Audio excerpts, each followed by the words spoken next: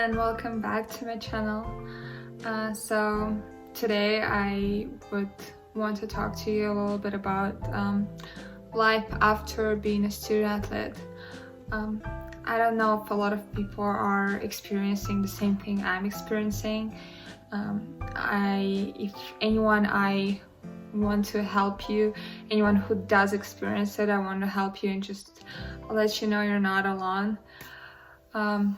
I graduated in college a year ago, and I would say the first month was pretty great because it just felt like, oh, I'm finally living an adult life and I can do it, can go and do whatever I want. I don't have a schedule anymore, no one can tell me what to do, and I'm living my best life. I'm watching as much Netflix as I have to. I don't have to turn my final paper, I don't have to take any exams. It just felt great. It just felt like I'm finally free and I can do whatever I want.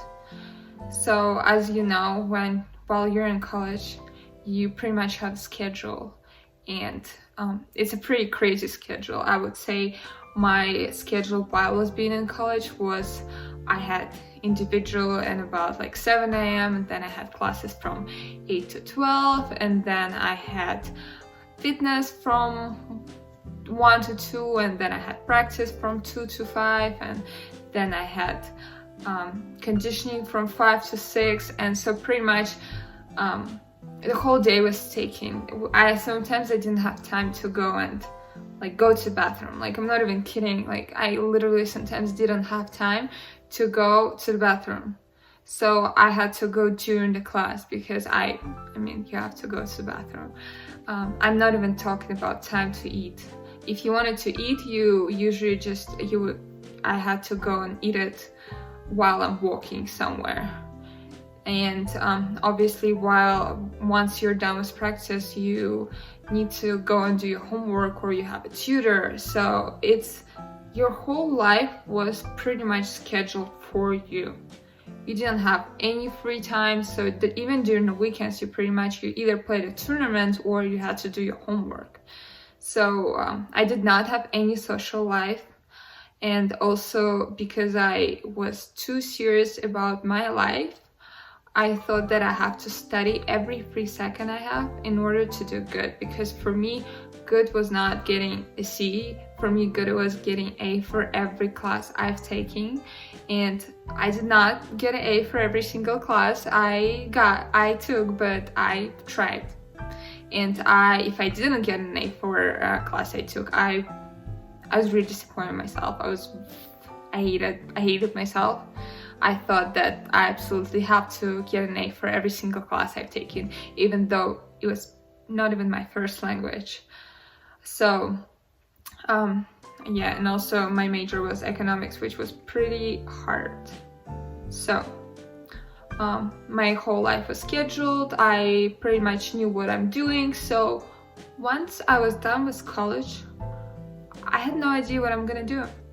And I would say my last semester in my senior year, I thought I'm gonna go and play professional. So that's pretty much all I did. I didn't go to any internship interviews, or didn't apply for an internship, never had an internship, never went out of my way and tried to make a connection that would help me in the future, because in my mind I was thinking I'm gonna go play professional. Pretty much everything is scheduled for me now. So when I got injured my senior year and I realized I cannot go and play professional, my life was pretty much over, as I thought. And I was very lost, and I didn't know what to do. So when I graduated, I started applying for every job I could. And I did not want to work with my major, because I just thought if you graduate as an economic major, you need to be very smart, and I never thought I'm smart enough to do this job. So I started applying for jobs like sales and this entry level in banking, bookkeeper, I think. No, I don't remember how it called, but like the first level of banking. and I started applying for every coach job I could. And so I just started applying for every job I could. And I didn't even care, I didn't even look at descriptions of the job. So I went on a lot of interviews where they would pretty much tell me that I would work for a person who didn't even graduate from college. And I have nothing against people who didn't graduate from college, but I thought with me having a bachelor's degree, I should get something somehow good. So I was completely lost. I didn't know what I'm doing. So I also had to wait for my visa to come. So I just didn't know what to do. And I finally found a job as a coach in one of the universities, and I was pretty happy. And I thought, okay, that's what I'm gonna do. That's my path now. I didn't end up playing professional. I'm not good at tennis anymore. Like, I'll be a coach. I love tennis. I love sports. So I'll do it. It's good. So I went there and I lived by myself. I didn't have any friends. I had roommates, but I wasn't super close with them. So I was pretty much alone all the time. So after a job, I would come back and I literally had nothing to do. I would come back at about 5 p.m. and I would just go to bed at 8 o'clock because I just didn't know what else would I do. I have a job, so I'm doing a job and I don't feel like I have a hobby, so why bother? I'll just go to bed at 8 o'clock. Would wake up at 6, go work out, have another day of job, and that's how my life was pretty much going. I kind of had a schedule. It wasn't crazy schedule anymore, but I didn't really know what to do with my free time because I didn't make any friends. I didn't make any hobbies. I was really concerned about being the best tennis player I can be so I can go and play professional.